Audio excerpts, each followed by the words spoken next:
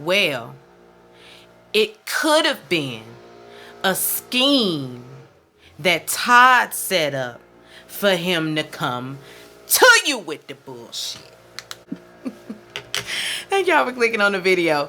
Excuse the noise. I really hope that this mic does its job and drowns out all of this hoopla outside my window. I tried my best to drown it out. I closed all the windows. I just don't know what to do. Like, they're like right there. They're not doing my yard. They're doing the neighbor's yard. And I'm like, it rained yesterday. Ain't nobody's grass awake. Why are y'all here? Why are you here? Just loud. And they ain't gonna let up, so I'm just gonna have to push on through and hope that when I listen back, you know, when I replay it all, it's not like super loud in the background. If it is, I do apologize because it can't wait. Anyway, we're here for Kandi and the Gang, season 1, episode 1. Welcome to the OLG. Now, Kandi, next time, let's do a factory type of intro. You know, let's let somebody else sing on the hook. Let's let somebody else do that next time, because girl, we get it. This is all about you and your family, and this is your show. This is your judge. This is your thing. But we know singing is not your thing as well. I mean, not for me. Not for me. For somebody else may think she sings down. But for me, in my ears, spare me. Anyway, Kandi and Todd, they're looking to revamp things over at OLG. We've all heard all this blog talk and everything being in the media and all these reviews on their restaurant OLG. And it's not gotten good reviews. People complain about the service. People complain about the wait time. People complain about I don't know if people complain about the food as much as they complain about, the customer service of it all. Getting in and being able to sit down in a timely fashion, getting your food back in a timely manner, not getting cold food, that sort of thing. Parking is bad, and they got a whole big ass parking lot in the back where we like to throw parties and reunions, but the people can't park their cars back there to get into your establishment.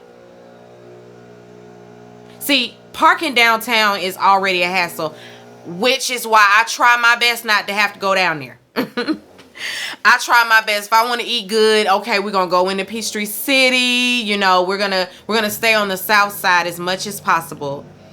Sometimes, more and more people are trying to open up black-owned restaurants and that sort of thing on the south side, and I don't have to really go into Buckhead, Midtown area. I don't really have to go out that way. I really got off on a tangent, but I was saying all that to say, I hate the parking, which is why I stay from around there. But they need to revamp some things. They lost 4 general managers in a short period of time. They've been open for 5 years, but they constantly have a turnover. The turnover rate is high for GMs, just as high as it is for the wait staff or the host. Well, not the hostess, because it's been the same hostess since inception, and she need to go. They hired their general manager from Blaze, and I remember when they interviewed him on Housewives, but they have hired him to come over to OLG to kind of whip it back into shape. He need to go over there and crack the whip right off the bat. He's no nonsense. He thinks, a lot of people assume that he's in the military or, is trained some type of way. He's very militant and very military-esque. He's no nonsense. He's an asshole, if you let me tell it. He's a condescending asshole. And that's just that on that. Kandi and Todd, they meet with Don Juan and Philip. Today is the day to inform the staff on the changes. Like, I refuse to believe these people just met this man today. Not when you've had him over there in a kind of like a managerial capacity. The staff, people, they really weren't sure what his role was. They just sent him over there to like oversee, I guess. And now, they've given him a title. And so they're going to drop that on the people.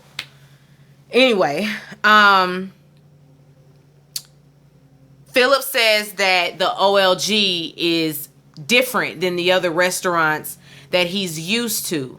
He came from a different restaurant group. I'm going to assume, I don't know this to be, a fact, but I'm going to assume that he worked at maybe one of the restaurants that are included in the Buckhead dining group, which is very upscale, highbrow, a la carte, it's given dress code, and if you don't adhere, you're not getting in.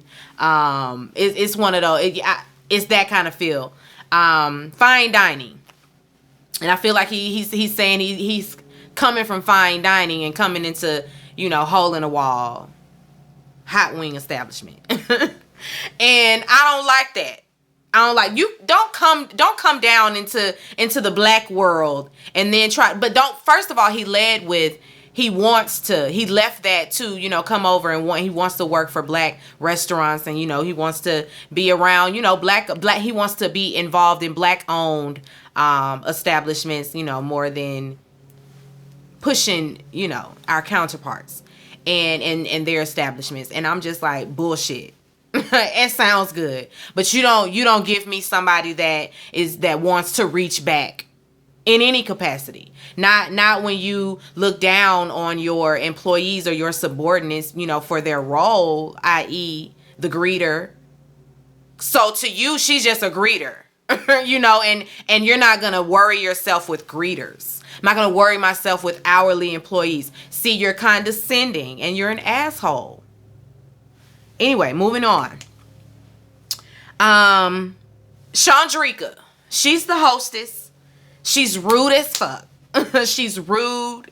The customers have continuously lit her ass up on the Yelp reviews, the Google reviews, and Kandi and them know it. They know it. They have read the reviews themselves and seen how, as a consensus, the people just aren't here for the hostess. So why she still has a job, I don't know. Kandi is very laxed when it comes to the people that work for her. It's like she wants to, walk that fine line of, I want to be their friend, but I'm also their boss too. But you can't do that.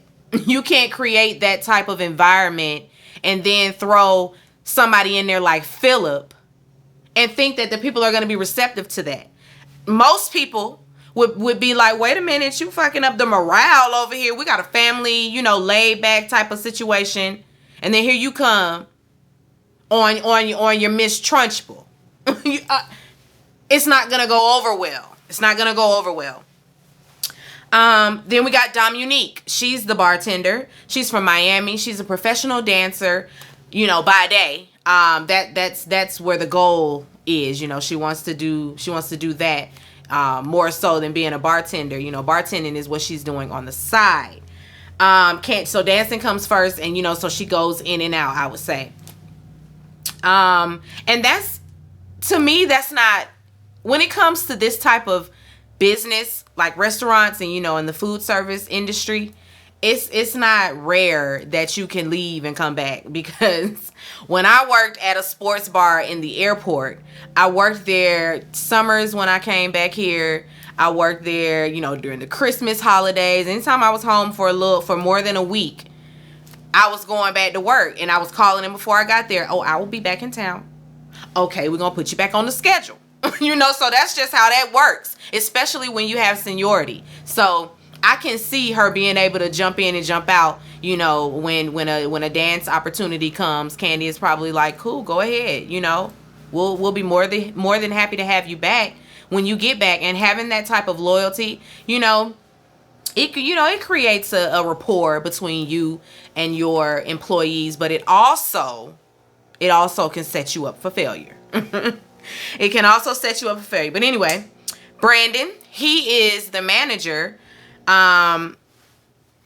He's also been named the workplace flirt. Now he and Dom Unique got a little sexual tension there, and it's very open. They're not hiding it. It's very much, at some point, it's gonna go down. Hopefully not at the job, but I mean, at the rate they're going, I just don't know.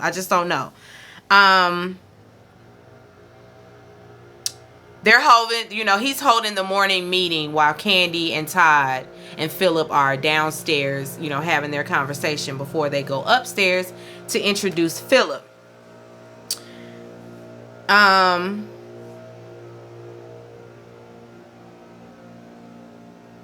They're talking about, like how the breakdown with the staff and some of the family members, i.e. the old lady gang, like Philip is making it a note to let her know they are kind of an issue. They going back there in the kitchen, they trying to regulate things. It's not conducive to a cohesive working environment. And so, yeah, we're going to have to get some of the family members in check, because I think she got another family member working. Her cousin is the manager, the kitchen manager, so there's that as well. In their confessional, and I gotta show y'all a picture. Wait a minute.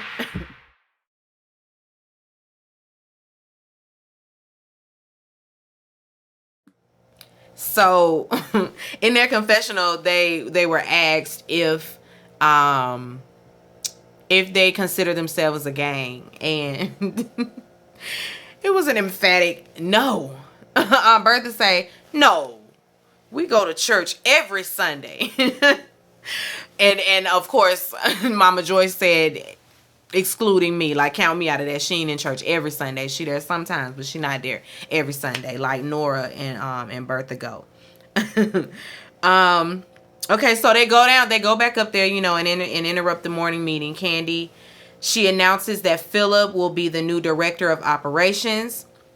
And the minute she says that, Chandrika over there, and I'm sure she said it under her breath, but hot mic, so we heard it. She said it within earshot of everybody, so it really don't. Who knows who heard her? But she boldly says, I don't like him. And it's like, now wait a minute, girl. Again, these people are not meeting him for the first time. She has either preconceived, notions, or she's been privy to something, or something has transpired that we didn't see. She knows him, and knows of his personality and all of that, and his managerial style and all. I think she knows about all of that, because he was in there prior to them being introduced to him. So I'm sure his presence, being around there, leading up to that, is why she don't like him. But girl, you can't just say that you don't like the boss in front of the boss. We can't do that. He's stern. Philip is stern and very professional, very, by the book. He's the bottom line is, I have this job to do. I've been tasked with this job, and I'm going to do my job. I don't care who doesn't like me. Just one of those kind of people, just a stick in the mud. He just, I don't know. It's that style of managing. Anyway, let's see. Okay, so after the meeting, Don Juan pulls Drika to the side. He's like, what's going on? Your energy is kind of off. And she's just like, I don't like him. And he says, well, I mean, it really doesn't matter, because that's your boss. That's your boss. But let's get him over here see if we can get to some type of resolution. I'm like, yo, messy ass. You already getting it going, Don Juan. I guess you got to get the drama happening, You have to keep the storyline rolling, and I guess this is the way we're going to do it. So we put them together to have a conversation that goes nowhere, because they're talking over one another. More so, Chandrika is talking over him. Like, he's not going to accept you just being the outspoken employee that thinks that you can just do that. Express yourself however you feel, and you still have a job. He's not that boss. Kandi might be that boss to let them express themselves when they're angry or when they have a grievance, and she doesn't hold it against them, so much so she wants to fire them. He's one of those managers like, you don't correct me, I correct you. That's not how it's my way or the highway. And she just gonna have to get on board with that, because he is the boss. I don't like Chandrika, and I don't like Philip either. That's just where I'm at with them two. I'm here for Dom Unique. I'm here for Dominique, so far. So far. But that's Chandrika, she gonna have to get that together. You not finna be the, all entitled and indignant, because you've been with old lady gang so long, you can still get the boot. You can still get the boot. And that's obvious because you done met your match. He the wrong one to play with. But he's also an asshole. Like, his approach is just, you don't be sitting up thinking you better than me. I'm not going to go back and forth with an hourly employee. What? Why not just say, I'm not going to go back and forth with my staff, either do as I'm, what I'm asking you to do, or we can find another, and you can find another opportunity, That's just how it is. But to stress that hourly employee, you being shady. And see, we not doing that with you, Philip. We're not about to do that with you. Anyway. So after that, it's because they're about to open. And then, girl, Chandrika, you're not finna have all this rah, rah, rah, and then be going over to the corner to cry. Now, no. You know that doesn't go over well with the masses at all. People be like, you got all that rah, rah, rah. Don't be crying. Ain't no tears. Anyway, and in actuality, that girl could just be really pissed off, because some people do that. People get to an emotional point where, the words just don't form no more. I'm pissed off and the tears come. It don't mean they're weak or backing down or nothing like that. I feel like in this case, she's just all bark, no bite, but, and probably crying because she ain't getting her way, Yeah, Shantrika gotta go, y'all. But Philip do too. I don't like Philip either. Let's hire somebody else. Let's hire somebody else because he's not the one. He's not the one either. He up there thinking like, nigga, you are not Gordon Ramsay. That ain't you and you ain't him. Trying to just roll tropes through. Like, I don't like it. I don't like it. Anyway, when they go back upstairs, of course, you're going to tell your homegirl, the bartender, like, Dominique, like, girl, what happened?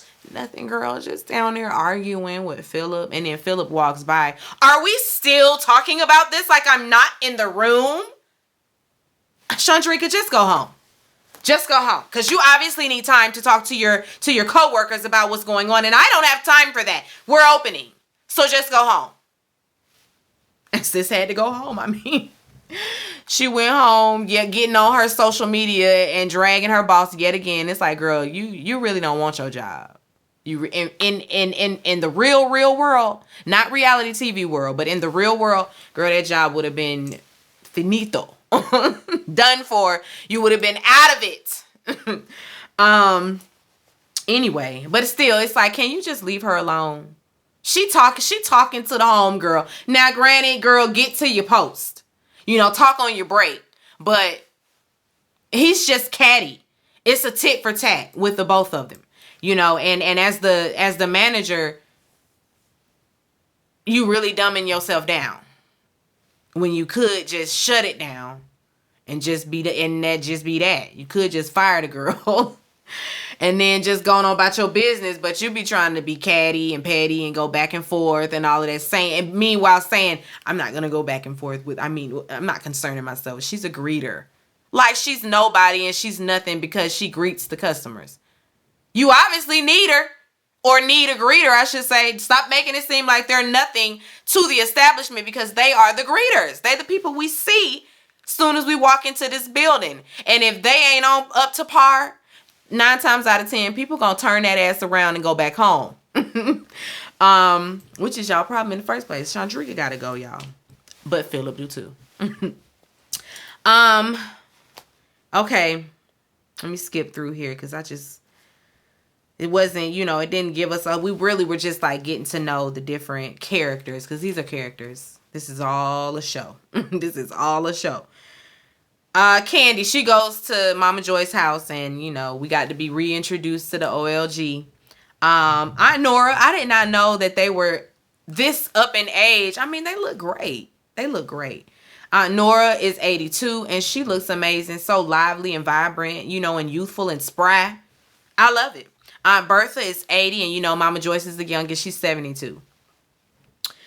They sit down. She sits down with each of them separately at first, to get their their opinion on everything. And listen, across the board, they're all like, fire all their asses. Aunt Bertha say ain't none of them worth a damn. Aunt Nora say that girl that girl at the front, I told her, you run up on me again and I'ma throw that ass over the fence. Aunt Nora always threatening to lay hands on somebody. We want to see it, Aunt Nora. We want to see it.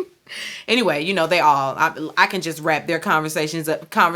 They all felt the same, that, the staff is just, they're just not it. Like she really needs to just start over and hire all new people, including Philip. When she sits down with them, all together, she tells them about, people's issues with them being all in the kitchen. She like, now, y'all can come up there anytime you like. Y'all like reading the customers and, walking around and talking to the people.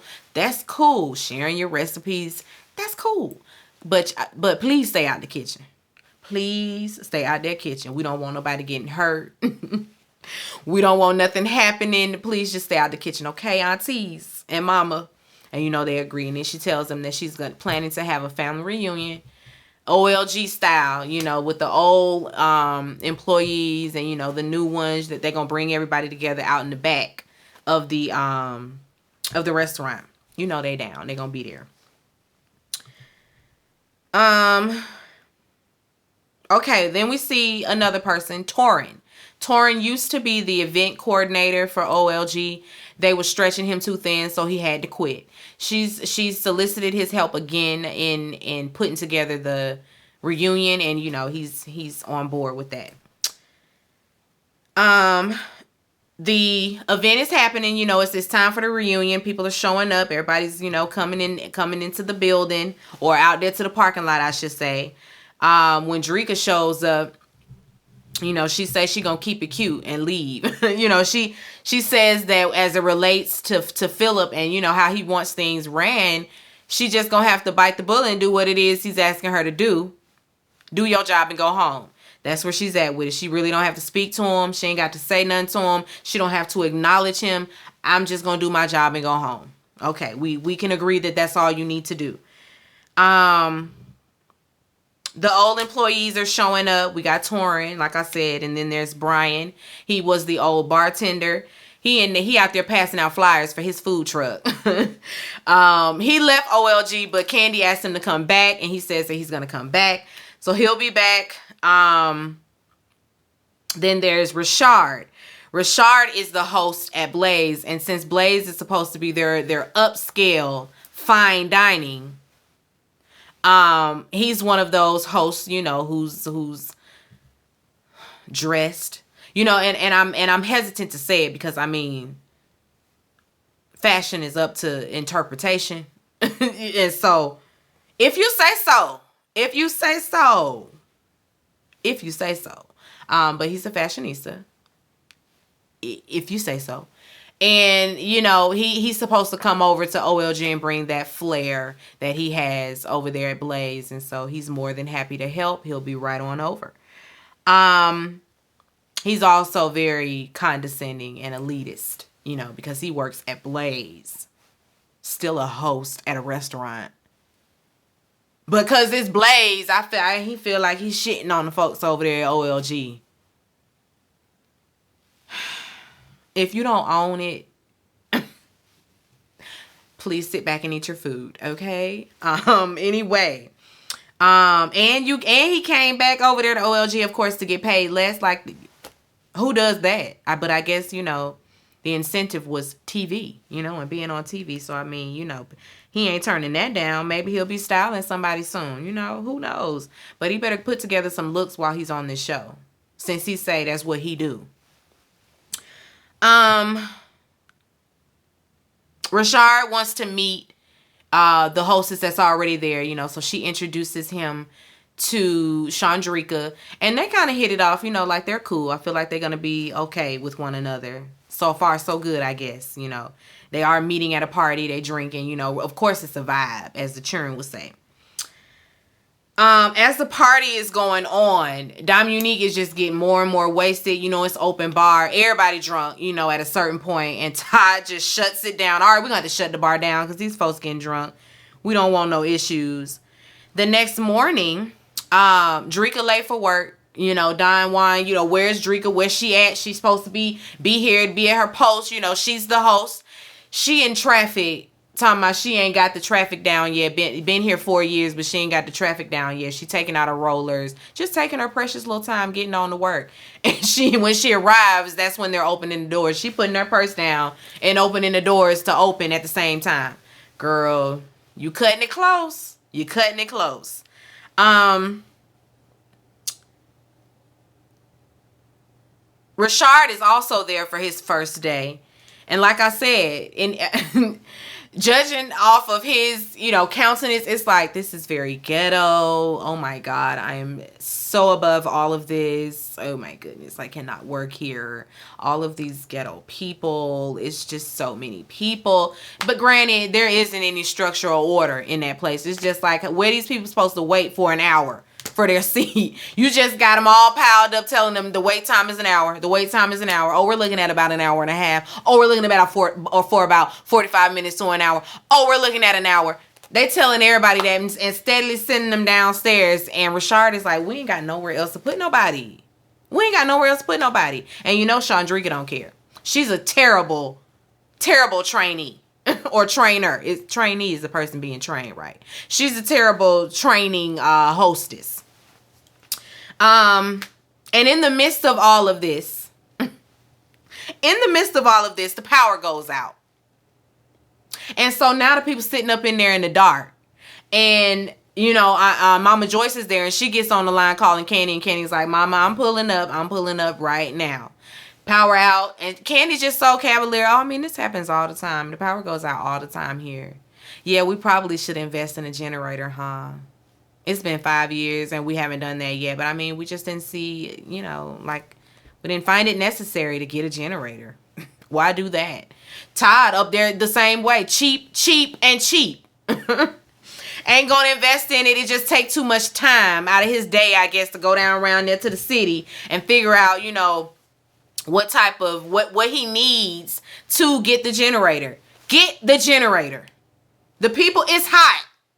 And then, what's his face? Philip in there. Don't let them leave. No, I'm out. It's hot. I don't give a damn. I'm out. I can't pay for it no way because they, you know, the card machine is down and all that. They don't have the other kind of card reader where you don't even need all the power. They ain't got nothing that would, you know, so that they can make sure that they're always going to get paid in situations like this. Just backwards. Just backwards. But yeah, Philip, nah. You wouldn't have been holding me hostage up in there talking about don't let them leave. I'm out of here. You should have a little bit more grace for the people because and why would you just assume that these people gonna run out and leave? I mean, rightly so if they do, but what's the problem? You know, again with that condescending tone that he gives, I just don't like it. But when he talks to Kandi, he tells her the power won't be back on till about 7:30, which is 3 hours from then. Who's sitting 3 hours to pay for some food? Child, please. They better get a generator and stop being cheap, or it's over. It's up. Or it's up for the OLG gang. The OLG gang. That was I really like did that wrong because the G in OLG is for gang. Anyway, y'all already knew that. I think that's where we end. It's all very ghetto, but you know we gonna be here to watch. We gonna be here every week to review it. Be sure to rate, comment, and subscribe to the channel. It's Call Me Busby, and I'll chat with you later. Peace and light.